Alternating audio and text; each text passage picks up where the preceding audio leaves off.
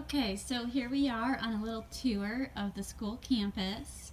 We're right next to the playground, and this little garden along the sidewalk is our experimental garden. And what we're trying to find out here is what would happen if we just stopped mowing.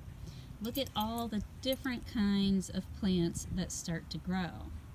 So grass is unique in that it can be chopped off at the top and then keep growing from the bottom. It has young cells that are constantly producing new growth, which all plants have, but for grass those cells are down at the bottom, which allows it to be mowed all the time. But when you stop mowing, you get an abundance of other things. Here we have passion vine.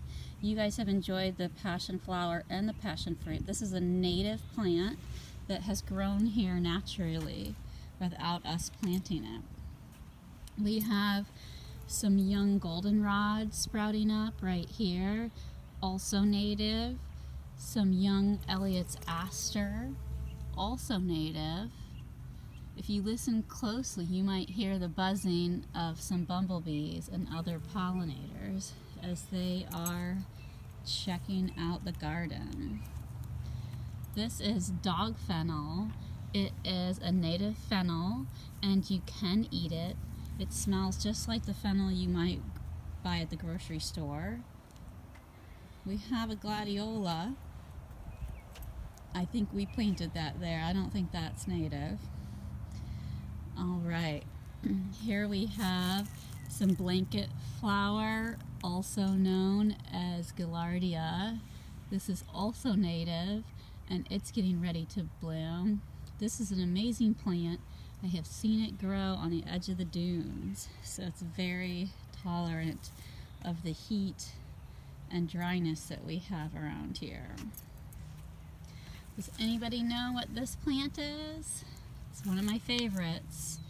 You can tell by looking at the little segments on the branch, it almost looks like bamboo. And this is milkweed. If you guessed it was the host plant of the monarch butterfly, you are correct. So let's head down the walkway and see what else we have.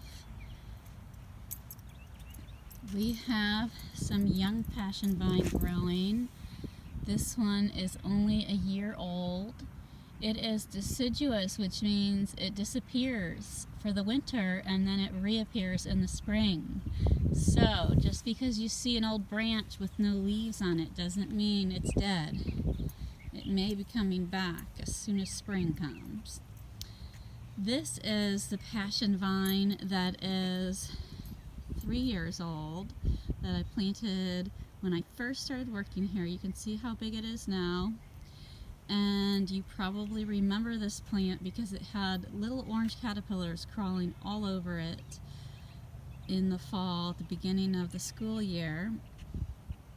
And it is the host plant for the Gulf fritillary. It has 3 lobes on its leaf, so you can see it's not 3 separate leaves. It's 1 leaf with 3 lobes. That's one way you can identify it even before it has its amazing flower. So what kind of plant is a passion vine? It's a vine. And we have different kinds of vines, and some vines have tendrils. So you can see that this one has a little tendril that's coming off and then wrapping around, and it literally just grabs and wraps.